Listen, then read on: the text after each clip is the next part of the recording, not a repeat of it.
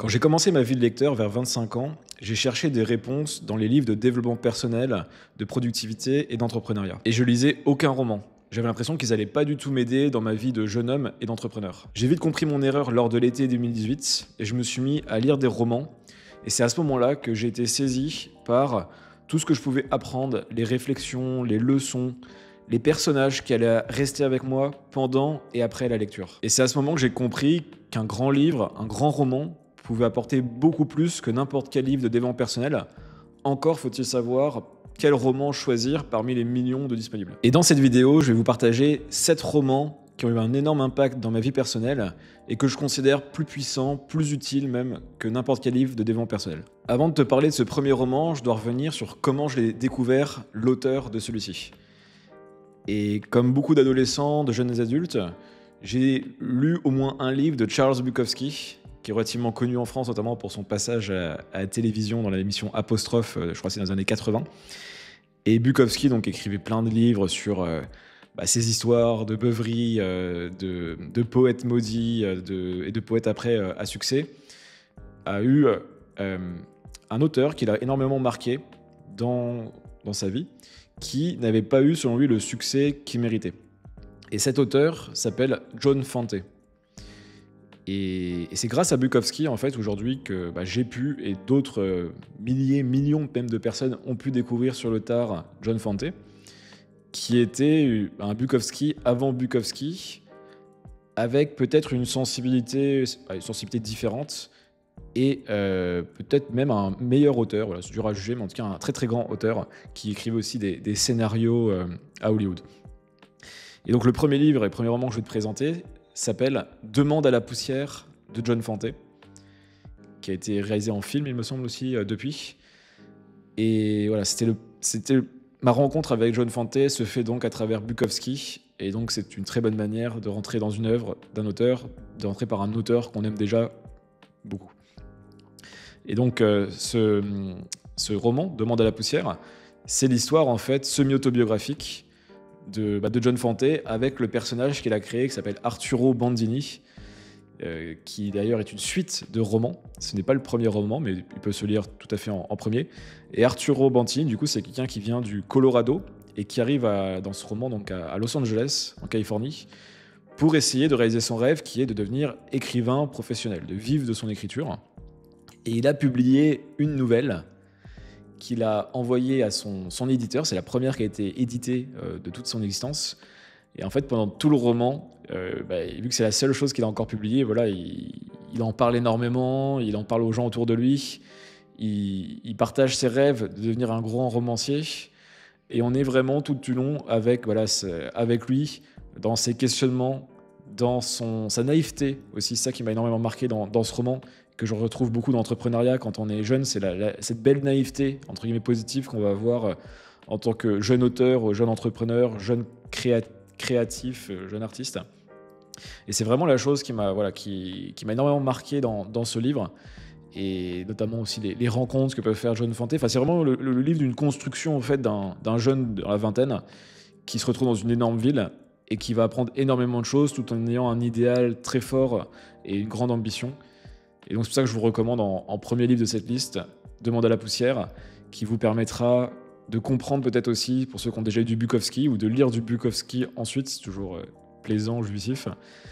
Donc voilà pour ma première recommandation de lecture de cette liste. Bon, pour ce deuxième roman, je vais revenir en France et je vous partager donc une œuvre d'un de mes romanciers préférés du XXe siècle, qui, quand on voit une photo de lui et de son physique, on ne pourrait jamais imaginer qu'il a écrit un livre tel que celui que je vais vous présenter.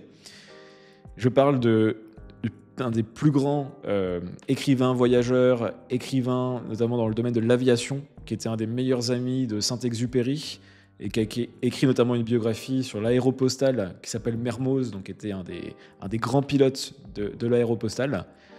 Et certains qui connaîtront peut-être, et ont déjà peut-être reconnu, mais je parle de Joseph Kessel, un de mes romanciers préférés français du XXe siècle, de la première partie du XXe siècle. Et le livre dont je veux vous parler et que je vous recommande fortement de le lire, qui est relativement court en plus, il me semble qu'il est moins de 200 pages, c'est Belle de jour. Certains auront peut-être aussi déjà vu le film. Il y a un grand film mythique français avec Catherine Deneuve, donc Belle de jour, qui joue donc voilà, le rôle de Séverine, le personnage principal de ce roman, qui est une femme bourgeoise qui s'ennuie globalement dans sa vie. Elle est mariée depuis de nombreuses années, elle a une vie très confortable, une petite vie bourgeoise à Paris. Et Séverine va commencer, lors d'une rencontre avec un homme, à se poser des questions sur son désir. Et ce qui est intéressant dans ce roman, c'est qu'on plonge concrètement et en profondeur dans la psyché de cette femme. Et on va apprendre énormément de choses du coup sur les désirs contradictoires, sur la différence qu'on peut avoir, les tensions qu'on peut avoir entre ce qui doit être fait et ce qu'on veut faire dans notre chair. Et du coup, c'est un livre qui en apprend énormément, je trouve, sur la psychologie humaine, tout simplement. Et c'est d'ailleurs une des fonctions, je trouve, que des romans que peinent à avoir très souvent les livres de non-fiction, qui vont rester plutôt sur les faits, les statistiques, les idées, mais vont rarement rentrer dans la tête de personnages, parce qu'il n'y a pas de personnages très souvent dans ces livres-là. Et donc je trouve qu'avoir un auteur comme Kessel, un grand gaillard comme Kessel, voyageur, fêtard, vraiment, qui écrit un livre comme ça, déjà moi ça m'a inspiré aussi, rien que sur ça, avant même de parler donc de ce roman. Et le roman, donc, je trouve, enseigne de très belles leçons sur, encore une fois, sur l'identité, sur les dualités intérieures, les tensions intérieures qu'on peut avoir. Donc je vous le recommande fortement, sachant qu'en plus c'est un petit roman de, il me semble, 160 ou 180 pages. Donc allez-y, c'est vraiment excellent. Et plus largement, allez lire du Kessel si vous aimez le personnage. Je vous invite à aller lire sa page Wikipédia en passant. Sa vie était assez remarquable. On va rester avec un auteur français qui a connu Kessel, c'est plus ou moins la même génération. Et là, on va aller sur un livre qui est considéré comme le premier livre écologiste de l'histoire, ou du moins de l'histoire en France, des romans français. Et on va suivre donc la vie d'un idéaliste. Ce livre, il a été écrit par Romain Gary, qui, je pense, est mon deuxième auteur favori du XXe siècle pour ce qui est des auteurs français, qui est relativement connu notamment pour avoir gagné 2 fois le prix Goncourt. Je vous laisserai essayer de comprendre pourquoi, sachant qu'il n'y a que normalement, on ne peut gagner qu'une seule fois le prix Goncourt. Mais Romain Gary a réussi à le gagner une deuxième fois. Peut-être que j'en ferai même une vidéo un jour pour l'anecdote, mais sinon, allez creuser pour ceux que ça intéresse, c'est fascinant. Mais par rapport à cette vidéo, ce que je voulais surtout vous présenter, c'est l'histoire de Morel, qui est du coup le protagoniste principal des Racines du ciel, qui a gagné le prix Goncourt dans les années 50 de mémoire. L'histoire de Morel, c'est l'histoire d'un idéaliste qui décide de partir en Afrique pour aller protéger les éléphants qui sont menacés d'extinction. Et c'est assez exceptionnel, parce qu'en fait, on va suivre la quête de cet homme, qui est une quête de transcendance, une quête d'un projet où il est tout petit dans un énorme continent et il va essayer de se battre avec ses maigres moyens pour faire changer les choses. Et c'est une histoire qui est hyper inspirante, qu'on soit créateur, entrepreneur, juste pour n'importe qui en fait, qui m'a en tout cas moi énormément marqué. Dans l'histoire, on va se rendre compte à quel point en fait cette naïveté positive, cette naïveté optimiste que j'aime appeler, peut permettre de faire des grandes choses, de déplacer des montagnes. Morel va avancer sur ce projet de manière considérable, c'est assez remarquable. Et surtout, en fait, je trouve que c'est très inspirant en fait, pour aller vers soi-même, vers quelque chose de plus grand, de plus transcendantal, de plus beau, de plus juste aussi. La justesse, l'éthique, c'est un livre qui est très philosophique d'une certaine manière, d'un point de vue éthique et d'un point de vue chemin personnel. Et c'est quelque chose qui m'avait énormément marqué. Et Morel, j'ai l'impression d'avoir encore en moi une partie de Morel aujourd'hui qui reste. Et encore une fois, c'est quelque chose que les romans permettent. Parce qu'il y a les grands romans, les grands personnages de romans, et auxquels font défaut toujours les livres de développement personnel. Donc c'est un livre aussi qui montre le réel, avec les opportunistes qu'il peut y avoir, des gens qui essayent de se rattacher à Morel, mais qui n'ont pas forcément des intentions aussi pures, aussi nobles, aussi grandes que Morel, et qui vont réussir en fait à user de sa naïveté, en fait, parce que Morel c'est un idéaliste naïf, encore une fois. Et ça apprend beaucoup de choses sur la nature humaine, sur ce qui est possible de faire, sur la grandeur des projets, encore une fois. Donc c'est vraiment un livre que je vous recommande, un roman génial de Romain Gary, qui est lui-même un auteur incroyable que je peux que vous recommander de creuser dans son œuvre. Maintenant, je vais vous parler d'un roman que j'ai déjà évoqué sur cette chaîne, Je vous mettrai la vidéo en description d'ailleurs pour ceux qui veulent en savoir plus.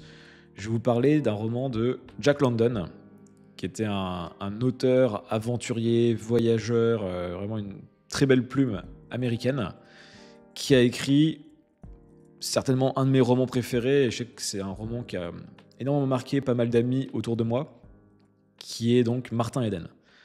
Martin Eden, c'est l'histoire d'un jeune marin qui se retrouve un peu par hasard en fait à sauver un, un autre jeune garçon qui était pris à partie pris dans une bagarre en fait, il était en train de se faire tabasser littéralement. Et Martin Eden, qui est un grand gaillard, est arrivé à aider et sauver même ce jeune homme. Et pour le remercier, le jeune homme lui a présenté en fait sa famille, qui est une famille très aristocrate, voilà, très aisée. Et donc l'histoire de Martin Eden, c'est l'histoire d'un jeune donc, qui va rencontrer Ruth, une jeune fille aussi, donc la sœur de l'homme qu'il a aidé, dont il va tomber amoureux presque instantanément. Et en fait, cette femme va être le point de départ d'une nouvelle quête pour Martin Eden, qui va être une quête d'élévation intellectuelle et sociale à travers la culture et l'écriture. Et en fait, tout le livre va être le chemin initiatique de Martin Eden, le chemin d'une quête personnelle qui est relativement impressionnante, qui est très inspirante quand on le lit, notamment quand on est jeune et qu'on veut s'élever dans un domaine, a fortiori dans l'écriture. Et aussi qui va montrer beaucoup de choses plus profondes sur les aspects sociaux, sur les aspects culturels. Dans ce livre, on comprend en fait à quel point l'autodidacte qui va essayer de s'élever à travers la culture va toujours être un peu en déphasage, déconnecté d'autres milieux sociaux qu'il ne comprend pas forcément, on va dire presque naturellement, instinctivement, n'étant pas né dans ce genre de milieu. Et pour autant, va réussir petit à petit à s'élever et même à dépasser intellectuellement et même d'un point de vue culturel ces personnes.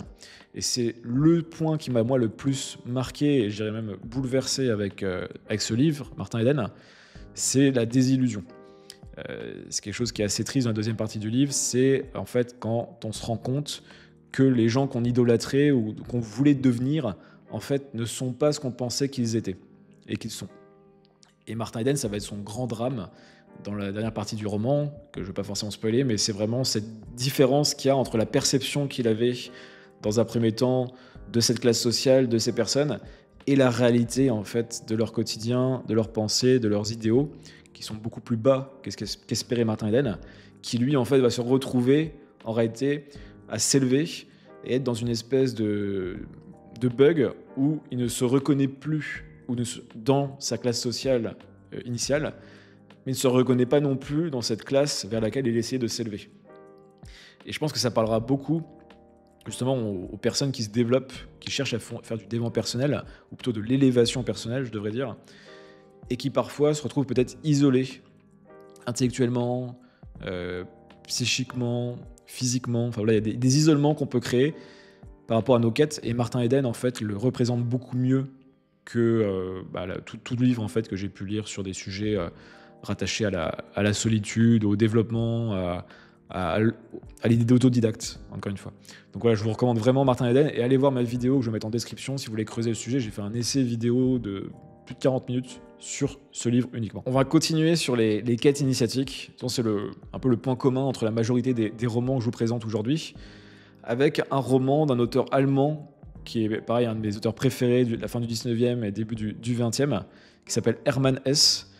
Pareil que je vous recommande presque tous les livres même d'Hermann Hesse. Mais pour cette vidéo, j'avais envie de vous présenter le plus connu, mais que voilà, il a beau être connu, les gens ne le lisent pas ou peu, comme beaucoup des livres connus en réalité.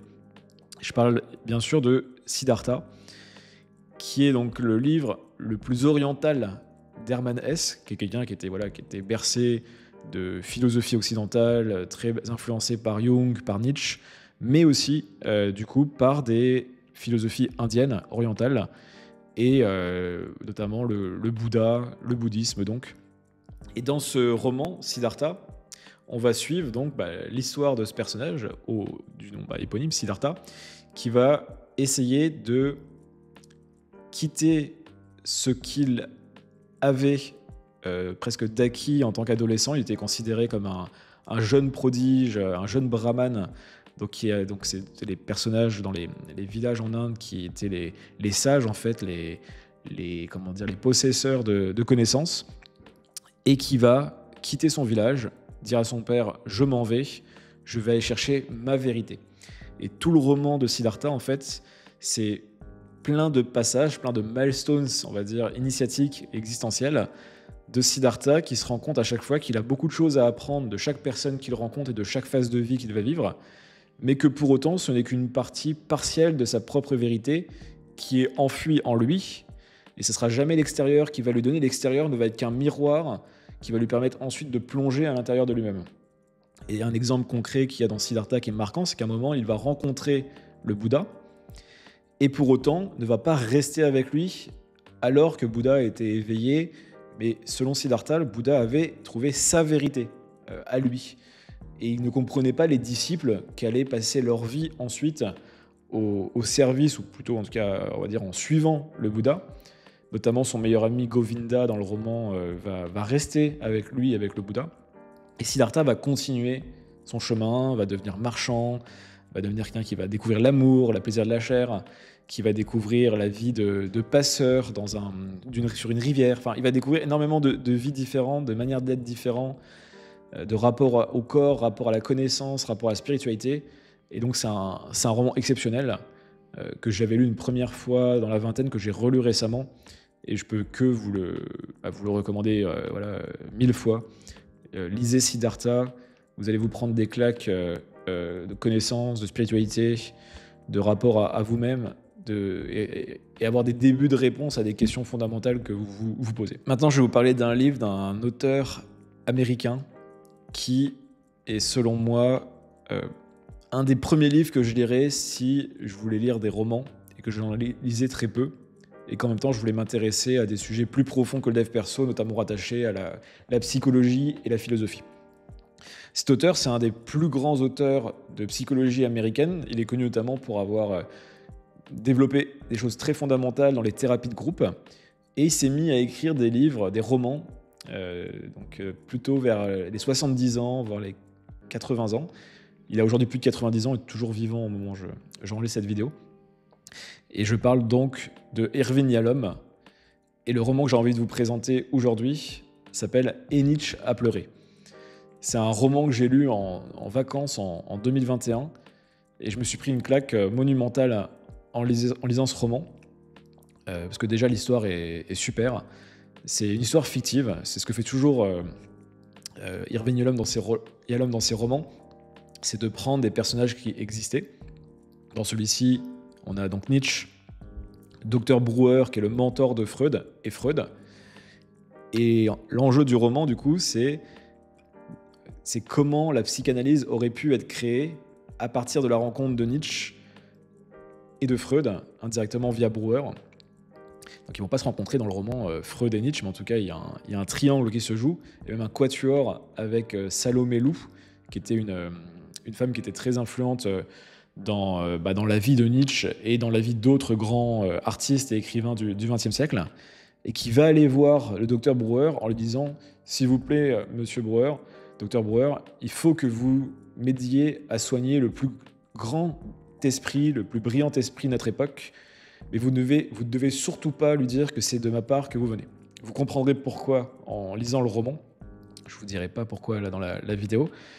Mais voilà, ça part de là, et après tout le roman, en fait, c'est les échanges entre Brouwer et Nietzsche, et les échanges en parallèle entre Brouwer et Freud, qui vont créer petit à petit, à travers de ces psychologies très complexes, notamment celle de Nietzsche, ce que va devenir la psychanalyse et du coup la psychologie dans les années à venir, à travers du coup Freud et ensuite avec Jung, Adler, etc.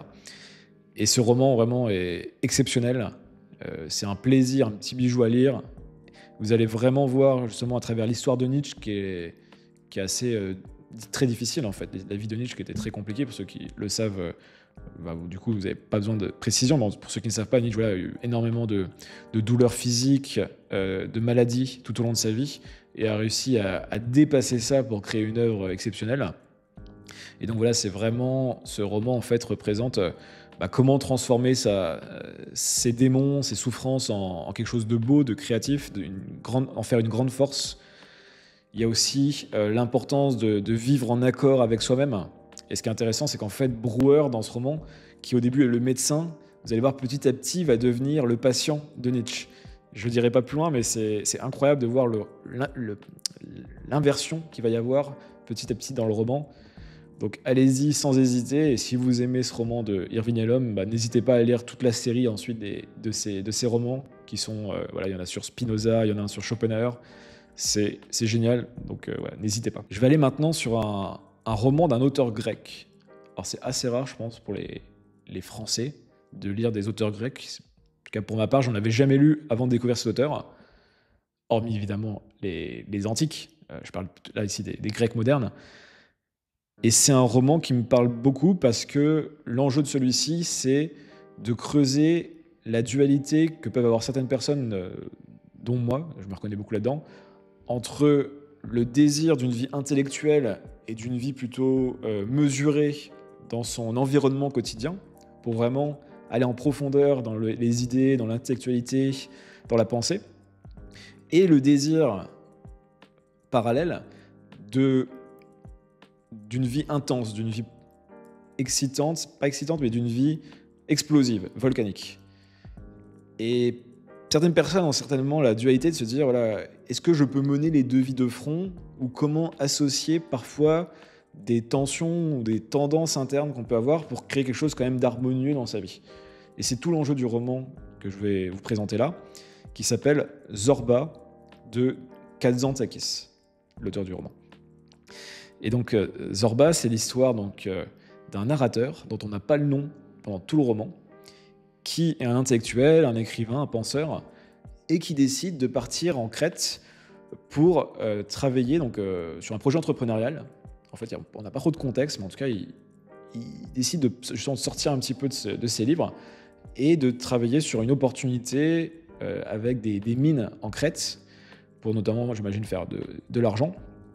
Et au début du roman, du coup, il découvre dans un bar un gars qui a une gouaille qui impressionne les gens autour de lui, qui parle fort, qui s'appelle Zorba. Et il l'intrigue. Zorba, un petit peu, pour ceux qui ont lu Sur la route de Kerouac, Neil Cassidy avec Jack Kerouac. Voilà, c'est un petit peu ça. Il y a ce personnage-là qui arrive, et le narrateur se dit, mais c'est qui ce gars? Il m'intéresse. Zorba vient voir le narrateur, et lui dit même cash, j'ai entendu dire que tu pars en Crète là, pour travailler sur tel projet dans les mines. Recrute-moi.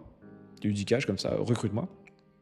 Et ça, en fait, ça attire clairement, ça titille l'attention clairement du narrateur. Et il lui dit, voilà, ok. En fait, il est pris de court et il est fasciné par ce personnage qu'il venait de voir, de rencontrer dans ce bar. Il lui dit, ok, viens avec moi. Et tout le roman, du coup, on va suivre la relation entre ces deux personnages et tout ce qui va se passer, les péripéties, notamment avec le projet dans les mines.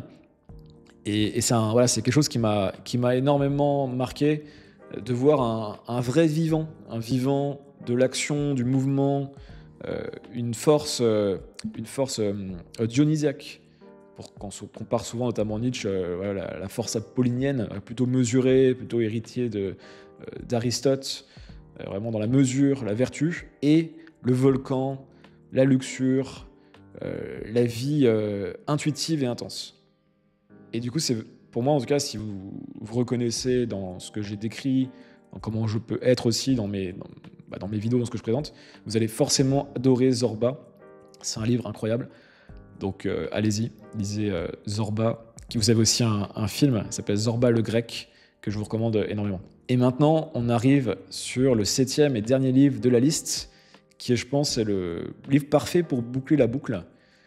C'est le livre d'un des auteurs les plus connus en Russie, mais que personne ou presque ne connaît. En tout cas, moi, je ne le connaissais pas, on connaît ses grands livres.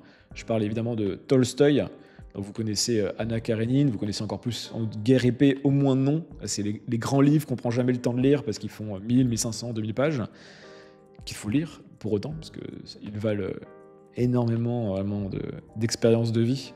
Encore une fois, j'aurais pu les mettre dans la liste, mais je voulais plutôt vous donner des livres plus courts, notamment pour ceux qui ne sont pas forcément habitués à lire des romans et encore moins des longs romans. Et donc là, on va aller sur une nouvelle russe qui est un petit livre du coup de 110 pages de mémoire qui s'appelle La mort d'Ivan Ilitch. Donc Ivan Ilitch, c'est un magistrat dans la quarantaine qui, toute sa vie, a pris ses décisions en fonction de sa carrière et de toujours essayer de s'élever dans la société. Donc il est parti d'assez loin et il a réussi à devenir magistrat, mais voilà, il a choisi même sa femme parce qu'il pensait que ça serait bien vu d'avoir cette femme qu'il a choisie pour ses futurs patrons ou ses patrons actuels, voilà, qui allait lui permettre de monter dans la hiérarchie. Et vraiment, tout est fait en fonction de l'extérieur. Le choix de sa maison, du coup, le choix de sa femme, le choix de ses promotions, où est-ce qu'il allait en Russie après pour aller travailler. Enfin, tout était stratégique et pensé pour l'extérieur, pour plaire à autrui, en fonction de l'autre. Et en fait, il se passe un événement qui va faire une chute en fait d'Ivan Ilitch, un moment, une chute un peu bête, qui va faire qu'il va se blesser, être alité, et petit à petit, il va se rendre compte qu'en fait, ce qui paraissait un peu anodin, la chute, il va y passer en fait. Ça va être la fin de sa vie. Il a 45, 50 ans maximum. Et en fait, on va voir l'agonie existentielle et l'agonie physique, du coup, en parallèle, d'Ivan Ilitch jusqu'à la fin, du coup, parce qu'on sait dès le début qu'il est mort, en fait. C'est dit même dès le premier chapitre en préambule, et le titre, évidemment. Et ce livre pose beaucoup de questions sur nos choix de vie, sur nos chemins, sur ce qu'on valorise, sur quelles sont nos priorités, sur qu'est-ce qu'une vie authentique qui n'est pas vécue selon les autres, mais avec les autres. C'est vraiment des sujets fondamentaux. Et le sujet encore le plus fondamental, évidemment, et c'est pour ça que j'ai conclu sur ce livre, c'est le rapport à la finitude, à la mortalité et à notre mort, du coup, tout simplement. Et là, on voit avec Ivan Ilitch, en fait, que c'est à ce moment-là, c'est quand elle est devant nous, c'est quand elle est inévitable, qu'on commence à se poser les vraies questions. Et donc là, c'est le côté stoïcien qui va remonter. Toujours avoir cette présence d'esprit de conserver la mort à une distance raisonnable, donc pas trop proche, mais pas trop loin, avec notamment la locution Memento Mori, souviens-toi que tu vas mourir, que tu n'es pas éternel. Et Ivan Ilitch, je pense qu'il a vécu sa vie en se croyant éternel et en s'oubliant par raisons en fait qui sont encore une fois extérieures à lui-même, et se rendre compte en fait à travers ces pages qui sont de plus en plus dures en fait, quand il y a la réalisation de ce personnage qu'il voit en fait tout ce qu'il a gâché, tout ce qu'il a perdu, et qui se rend compte que les plus belles années de sa vie au final étaient les années de jeunesse, où il y avait une pureté, où il y avait une authenticité, une innocence, une vie intuitive même, beaucoup moins calculée. Ça fait beaucoup réfléchir. Donc c'est le 7e roman que je vous propose dans cette liste. Chacun de ces romans, vous pouvez vraiment les choisir sans hésiter. Voilà, celui qui vous parle le plus là, après cette vidéo. Et encore une fois, j'ai envie d'insister là-dessus, mais un roman, c'est quelque chose qui laisse une trace indélébile, vraiment en vous. C'est-à-dire que quand vous fitez, quand il y a vraiment une rencontre avec un auteur et des personnages, une histoire, mais surtout c'est les personnages, le personnage, une partie de lui, va rester avec vous au quotidien, et dans des moments de votre vie importants, vous allez pouvoir vous dire qu'est-ce que Ivan Ilitch va m'apprendre, qu'est-ce que je dois ne pas oublier d'Ivan Ilitch sur sa manière de vivre et de mourir surtout, et de ne pas faire du coup dans ma vie. Qu'est-ce que Morel aurait fait dans cette situation pour aller chercher du juste, de la grandeur. Comment je peux retrouver cette naïveté comme Arturo Bandini dans Demande à la poussière, etc. etc. Ouais, je vous donne des exemples avec le livre. C'est beaucoup plus puissant que ce livre de 200 pages de non-fiction. Et pourtant, moi-même, j'ai écrit un livre de non-fiction de 220 pages, vie intentionnelle. Mais encore une fois, voilà, allez vers les romans. Ce n'est pas contre-productif. Au contraire, vous prenez du plaisir en lisant et ils restent avec vous après. Et ils ont beaucoup plus de profondeur humaine et existentielle que la majorité de ces livres qu'on lit tous quand on vient de ce milieu de l'entrepreneuriat, qui sont plutôt donc dev perso, business, productivité. Voilà, c'était un peu le message de cette vidéo. Je vous ai donné des ressources, du coup, des recommandations de lecture. Faites-vous votre propre chemin aussi, creusez les auteurs. Quand vous aimez un auteur, allez voir qui ces auteurs aimaient eux-mêmes. Et voilà, vous avez un super chemin devant vous de lecteur de romans. Si vous voulez d'autres recommandations de livres, je vous mets en description une liste de 250 livres que j'ai lus ces dernières années. Dedans, il y a plus d'une centaine de romans, donc vous allez encore avoir plus de recommandations pour ceux qui veulent encore creuser avoir d'autres idées. Partagez-moi en commentaire le roman dans cette liste qui vous a peut-être le plus donné envie de creuser. Et aussi le roman que vous avez préféré dans votre vie. Ça me permettra moi-même d'avoir de nouvelles recommandations de lecture à travers vos commentaires. Je vous mets une autre vidéo à aller voir où je donne d'autres recommandations de lecture aussi, voilà, tant qu'à faire. Vous pouvez enchaîner avec cette vidéo. Et quant à moi, je vous dis à très vite, c'était JCK.